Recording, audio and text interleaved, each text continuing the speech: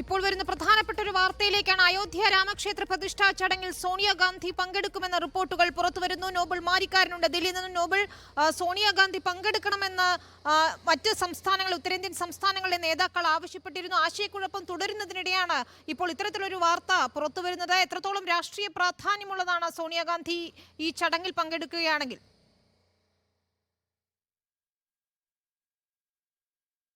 വിനീത, അയോധ്യ ക്ഷേത്ര പ്രതിഷ്ഠ ചടങ്ങുമായി ബന്ധപ്പെട്ട ചടങ്ങിൽ സോണിയാഗാന്ധി പങ്കെടുത്തേക്കും എന്നാണ് ഇപ്പോൾ പുറത്തേക്ക് വരുന്ന വിവരം. പ്രധാനമായും ഹിന്ദി ഹൃദയഭൂമിയിലെ പ്രധാന നേതാക്കൾ, അത് ദിഗ്വിജയ് സിംഗ് ആവട്ടെ, അത്തരത്തിലുള്ള പ്രധാന നേതാക്കൾ ഈ പരിപാടിയിൽ നിന്ന് കോൺഗ്രസ് മാറി നിൽക്കരുത് എന്ന നിർദ്ദേശം അല്ലെങ്കിൽ ആവശ്യം മുന്നോട്ട് വെച്ചിട്ടുണ്ട് എന്നാണ് അറിയാൻ കഴിയുന്നത്.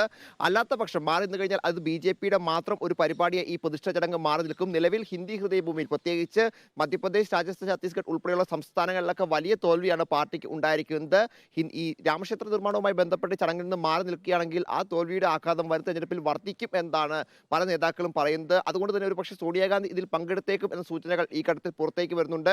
അതേസമയം സോണിയാഗാന്ധി പങ്കെടുത്തേക്കും എന്ന് പറയുമ്പോഴും അനാരോഗ്യം ഒരു വലിയ പ്രശ്നമായി തന്നെ ഇവിടെ ഉണ്ട്. കാരണം ഇന്നലെയായിരുന്നു കോൺഗ്രസിന്റെ സ്ഥാപക ദിനം. ഈ സ്ഥാപക ദിനവുമായി ബന്ധപ്പെട്ട് AICC ആസ്ഥാനത്ത് പതാക ഉയർത്തുന്ന ചടങ്ങിലേക്ക് സോണിയാഗാന്ധി എത്തിയിരുന്നില്ല. ആരോഗ്യ പ്രശ്നം മൂലമായിരുന്നു അത്. അതിനുശേഷം അവർ ഇന്നലെ ഇവിടെ ആശുപത്രി ചികിത്സ തേടുകയും ചെയ്തിരുന്നു. അതുകൊണ്ട് ഇന്നലെ നാഗ്പൂരിൽ നടന്ന മഹാറാലിയിലേക്ക് സോണിയാഗാന്ധിക്ക് പോകാൻ കഴിഞ്ഞില്ല എന്നാണ് യാഥാർത്ഥ്യം. അത്തരത്തിലൊരു ഗുരുതര ആരോഗ്യ പ്രശ്നങ്ങൾ സോണിയാഗാന്ധി അലട്ടുന്നുണ്ട് എന്നാണ് അറിയുന്നത്. പക്ഷേ അപ്പോഴും ഇതുമായി ബന്ധപ്പെട്ടുകൊണ്ട് പാർട്ടി നേതൃത്വം പ്രത്യേകിച്ച് ഈ ഹിന്ദി ഹൃദയഭൂമിയിലെ നേതാക്കൾ ആവശ്യപ്പെടുന്നത് ഈ പരിപാടിയിലേക്ക് പോകണം എന്നുള്ളതാണ്. അതുകൊണ്ട് തന്നെയായിരിക്കും സോണിയാഗാന്ധി ഇതിൽ പങ്കെടുത്തേക്കും എന്ന സൂചനകൾ ഈ ഘട്ടത്തിൽ പുറത്തേക്ക് വരുന്നത്. മറ്റൊരു പ്രധാനപ്പെട്ട കാര്യം എന്ന് പറയുന്നത് ഈ ചടങ്ങിലേക്ക് ക്ഷണിച്ചവർക്ക് മാത്രമാണ് പോകാൻ സാധിക്കുക. നിലവിൽ സോണിയാഗാന്ധി, മല്ലികാർജ്ജുൻ ഖാർഗെ, അധീർ രഞ്ജൻ ചൗധരി എന്നിവർക്കാണ് കോൺഗ്രസ് ക്ഷണം ലഭിച്ചിരിക്കുന്നത്. അവർക്ക് പകരമായി മറ്റ് ആളുകളെ ഇതിലേക്ക് ക്ഷണം അയക്കാനുള്ള ഒരു സാഹചര്യം എന്താണെങ്കിലും ഈ ചടങ്ങിൽ ഇല്ല. അതുകൊണ്ട് തന്നെ ഈ നേതാക്കളിൽ ആരെങ്കിലും ഒരാൾ പോവുകയാണെങ്കിൽ പോകേണ്ടതായുണ്ട്. സോണിയാഗാന്ധി ആകുമ്പോൾ അത് കൂടുതൽ ഗുണം ചെയ്യും എന്നാണ് ഒരു വിലയിരുത്തൽ. എന്താണെങ്കിലും സോണിയാഗാന്ധി പങ്കെടുത്തേക്കും എന്ന സൂചനകൾ നേതാക്കൾ ഇക്കാര്യത്തിൽ ഈ ചടങ്ങിൽ പങ്കെടുക്കരുത് കോൺഗ്രസ് നേതൃത്വം എന്നൊരാവശ്യം മുന്നോട്ട് വെച്ചിരുന്നു. ഇക്കാര്യം അറിയിക്കുകയും ചെയ്തിരുന്നു ഹൈക്കമാൻഡിനെ. ഒപ്പം ഇന്ന് മുസ്ലിം ലീഗിന്റെ ഉൾപ്പെടെയുള്ള പ്രസ്താവനകൾ ശ്രദ്ധേയമായിരുന്നു.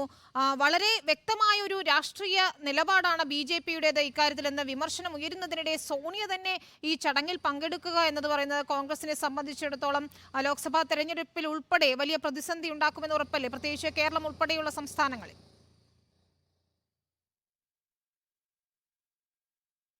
അയോധ്യ എന്ന് പറയുന്നത് കോൺഗ്രസിനെ സംബന്ധിച്ച് ഇരുതല മൂർച്ചയുള്ളൊരു വാളാണ്. എങ്ങോട്ട് മറിഞ്ഞാലും മുറിവേൽക്കും എന്ന കാര്യത്തിൽ യാതൊരു സംശയവുമില്ല. ഹിന്ദി ഹൃദയഭൂമിയിലെ വോട്ടുകൾ നഷ്ടപ്പെടും ഇപ്പോൾ പങ്കെടുക്കാതിരുന്നു കഴിഞ്ഞാൽ. പങ്കെടുത്തു കഴിഞ്ഞാൽ കേരളം അടക്കമുള്ള സംസ്ഥാനങ്ങളിൽ വലിയ പ്രതിസന്ധി പാർട്ടിക്ക് നേരിടേണ്ടി വരും.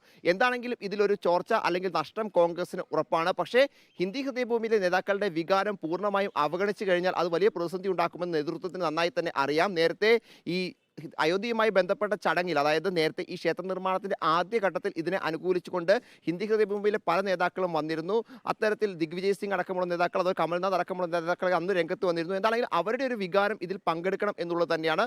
പക്ഷേ കേരളം പോലെയുള്ള സംസ്ഥാനങ്ങൾ, പശ്ചിമ ബംഗാൾ പോലുള്ള സംസ്ഥാനങ്ങൾ ഇതിൽ നിന്ന് വിട്ടുനിൽക്കണമെന്ന ആവശ്യം ഇതിനോടകം തന്നെ പങ്കുവെക്കുകയും ചെയ്തിട്ടുണ്ട്. പക്ഷേ എങ്കിൽ പോലും ദേശീയ നേതൃത്വം ഇതിൽ അന്തിമ തീരുമാനം പ്രഖ്യാപിക്കുക 22-ലേക്കായിരിക്കും എന്ന കാര്യത്തിൽ യാതൊരു സംശയവുമില്ല. ഇപ്പോൾ ഒരു തീരുമാനം പ്രഖ്യാപിച്ച് വലിയ വിവാദത്തിലേക്ക് പോകേണ്ട നിലപാട് അവർ ആവർത്തിക്കുന്നുണ്ട്. ഇന്നിപ്പോൾ കേരളത്തിലടക്കം KC വേണുഗോപാൽ ഉൾപ്പെടെയുള്ള ആളുകൾ അത് തന്നെയാണ് വ്യക്തമാക്കിയത്. കഴിഞ്ഞ ദിവസങ്ങളിലൊക്കെ സമാന നിലപാടാണ് കോൺഗ്രസിന്റെ സംഘടനാ ജനറൽ സെക്രട്ടറി പങ്കുവയ്ക്കുന്നത്.